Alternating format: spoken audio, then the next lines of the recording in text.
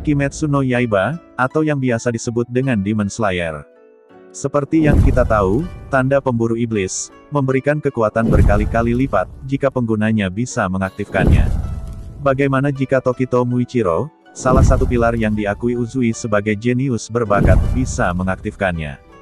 Jangan lupa untuk meninggalkan like dan subscribe-nya, jika video ini bisa menghibur kalian, dan selamat datang, di channel Senku Anime.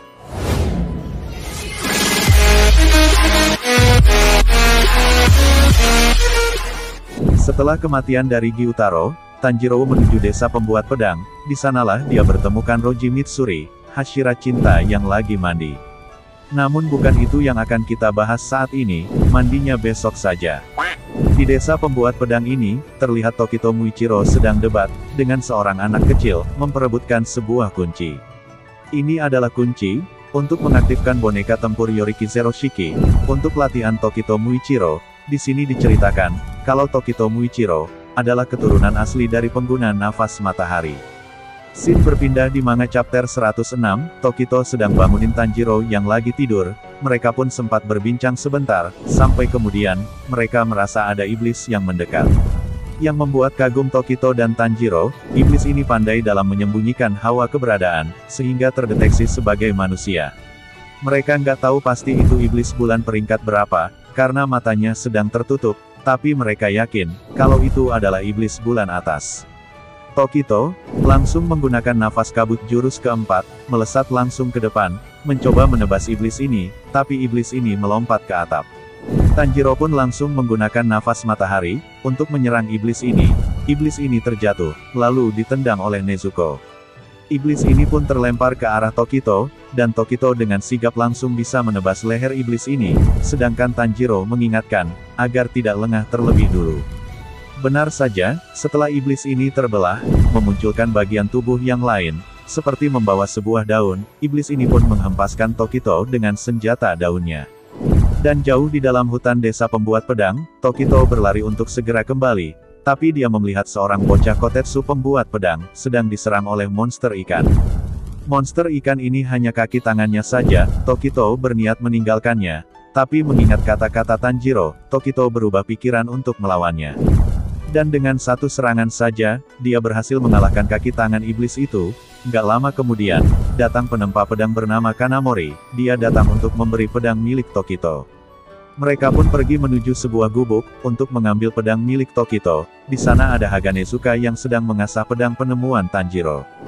Tapi Tokito menghentikan Kanamori, untuk mendekati gubuk, karena merasakan keberadaan seorang iblis. Dan benar saja, seorang iblis muncul dari guci, namanya adalah Gyoko, seorang iblis bulan atas tingkat 5. Gyoko membual tentang seni miliknya, dan memunculkan para pembuat pedang, yang sudah dibunuh olehnya, dan terus membual tentang seninya, ditujukan untuk menghina Tokito dan para pembuat pedang. Tokito pun terlihat sangat marah, dan langsung melancarkan serangan kepada Gyuko, tapi Gyuko menghindari dengan masuk lagi gucinya, dan muncul kembali di guci yang lain. Mengetahui hal ini, Tokito langsung menyerangnya kembali, dan sekaligus fokus menghancurkan gucinya juga. Gyuko nampak marah karya seninya dirusak. Gyuko yang sudah pindah ke guci lain lagi, memunculkan seekor ikan, dan ikan itu menembakkan duri dari mulutnya, ke arah Kanamori dan Kotetsu. Tapi Tokito berhasil melindungi mereka, meski harus menerima serangan duri. Tokito pun menyuruh agar mereka menjauh, agar nggak mengganggu pertarungannya. Gyuko menyerang kembali dengan duri ikannya, tapi Tokito menangkis dengan pedangnya. Gyuko pun bertanya kepada Tokito, apakah tubuhnya sudah mulai mati rasa. Sebenarnya duri ikan ini sudah dimasuki racun, tapi Tokito yang ogah dengar ocehan Gyuko, langsung berlari untuk memberi serangan. Namun sayang sekali, Gyuko menggunakan jurus darah iblisnya, memasukkan Tokito ke dalam baskom guci, air di dalamnya menyegel pernafasan milik Tokito. Sedangkan Gyuko memasuki gudang, dan menyerang Haganezuka berkali-kali, tapi saking fokus Haganezuka mengasah pedang, dia nggak memperdulikan hal lain yang sedang terjadi. Lalu di sisi Tokito masih gagal menembus guci air itu, mulai merasa sudah ada dalam batasannya, tapi dia melihat kilas balik dari Tanjiro, menyemangatinya untuk bisa keluar.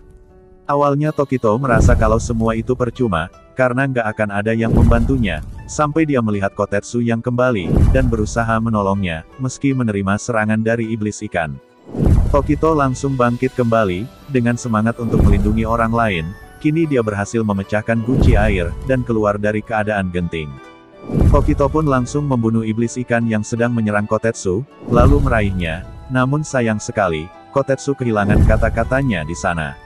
Hal ini membuat Tokito mengingat kembali kenangan masa lalunya. Tokito pun marah dan kekuatannya meluap, bersamaan dengan kemunculan tanda di dahinya. Tokito langsung melesat menuju Gyuko, yang ingin menyerang Haganezuka, tapi Gyuko kembali menghindari tebasan Tokito, dan berpindah ke guci lain.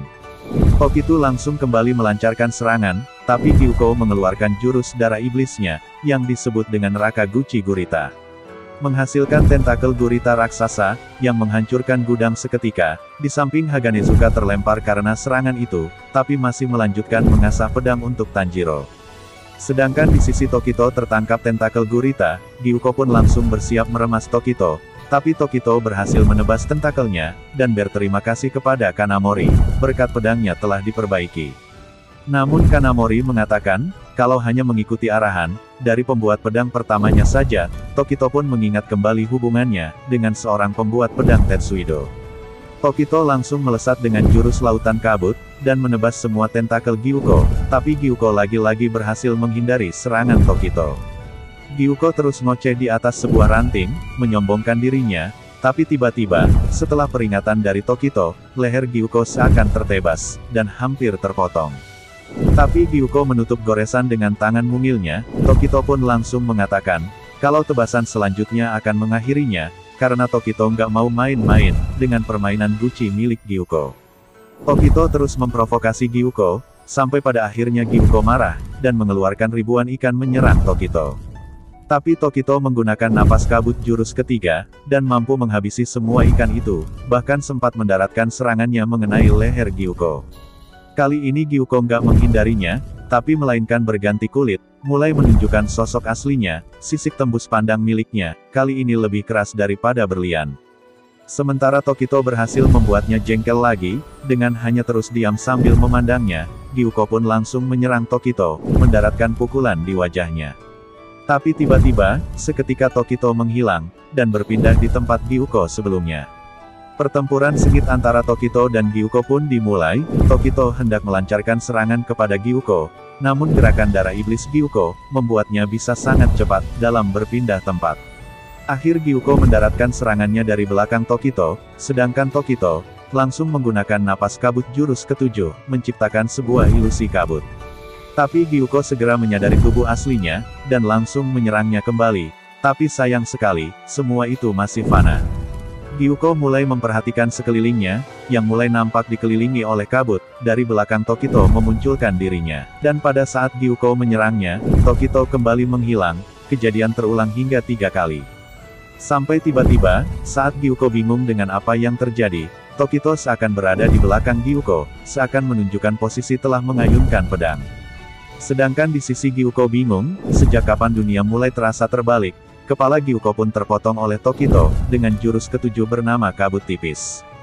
Sementara kepala Gyuko masih terus ngoceh, Tokito langsung menebasnya kembali. Gak lama kemudian, Tokito lemas dan jatuh ke tanah, mengeluarkan pelindung pedang milik Kyojuro, lalu menyerahkan kepada Haganezuka, untuk dipakaikan kepada pedang Tanjiro.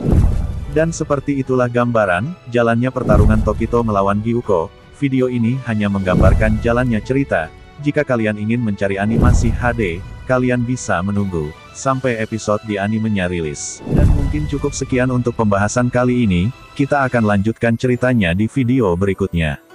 Jika video ini dapat menghibur kalian, jangan lupa untuk meninggalkan like dan subscribe-nya, agar kedepannya gua makin semangat lagi bikin videonya.